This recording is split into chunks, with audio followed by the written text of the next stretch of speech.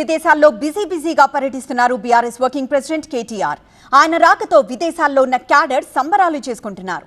ఆయన ఎక్కడెక్కడ పర్యటించారు, ఏ కార్యక్రమాల్లో పాల్గొన్నారు అనే డీటెయిల్స్ కోసం వాచ్ దిస్ స్టోరీ. విదేశీ పర్యటనలో భాగంగా యూకేలో పర్యటిస్తున్నారు బీఆర్ఎస్ వర్కింగ్ ప్రెసిడెంట్ కేటీఆర్. యూకేలోని పార్టీ కార్యకర్తల సమక్షంలో జరిగిన సిల్వర్ జూబ్లీ వేడుకల్లో పాల్గొన్నారు.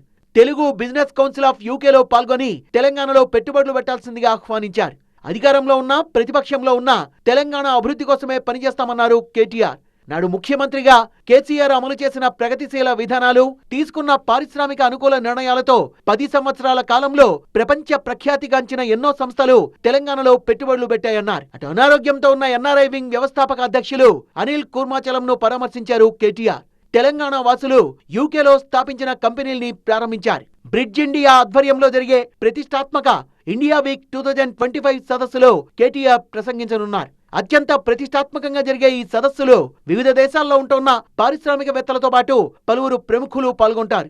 ఇదే వేదికపై నుంచి బీఆర్ఎస్ ప్రస్థానం, 10 ఏళ్ల పాలనలో తెలంగాణ సాధించిన అభివృద్ధి, వినూత్న ఆవిష్కరణలపై కేటీఆర్ ప్రసంగించనున్నారు. ఆ తర్వాత యుఎస్ కు బయలుదేరి వెళ్తారాయన. మిమ్మల్ని అందరినీ కలవడానికి, మీతో పాటు తెలంగాణ అవతరణ సంబరాలు చేసుకోవడానికి, బీఆర్ఎస్ పార్టీ కేసీఆర్ గారి నాయకత్వంలో 25 సంవత్సరాలు పూర్తి చేసుకుంటున్న సందర్భంగా సిల్వర్ జూబ్లీ సెలబ్రేషన్ కూడా చేసుకోవడానికి నేను టెక్సస్ వస్తున్నాను.